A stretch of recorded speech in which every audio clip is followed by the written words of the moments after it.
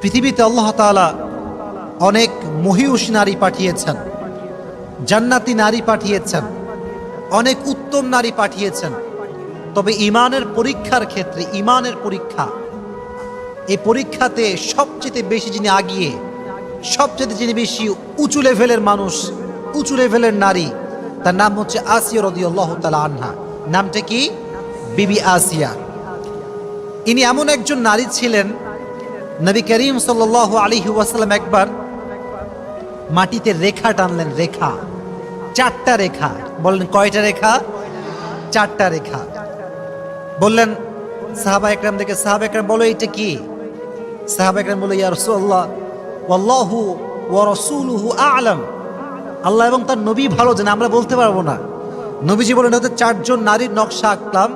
এক হচ্ছে খাদিজাতুল কুবরা রাদিয়াল্লাহু তাআলা আনহা, 2 নম্বর হচ্ছে আম্মা জান আয়েশা রাদিয়াল্লাহু তাআলা আনহা, 3 নম্বর হচ্ছে ফাতিমা রাদিয়াল্লাহু তাআলা আনহা, 4 নম্বর হচ্ছে আসিয়া রাদিয়াল্লাহু তাআলা আনহা।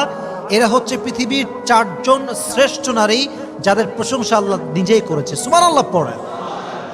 তাহলে মোট কয়জন নারী আছে?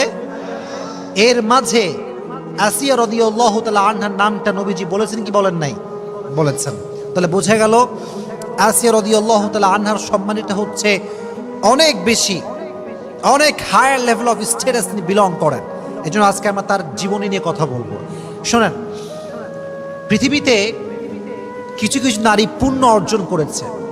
পুরুষদের মাঝে অনেক পুরুষ জীবনে ঈমানের পরীক্ষা দিয়েছে, অনেক নেকি অর্জন করেছে, ইসলামের জন্য স্যাক্রিফাইস করেছে, আল্লাহর জন্য স্যাক্রিফাইস করেছে।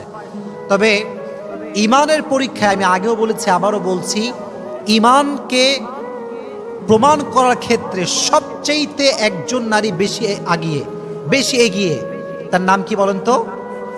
হচ্ছে, বলেন নামটা কি? আসিয়া রাদিয়াল্লাহু তাআলা।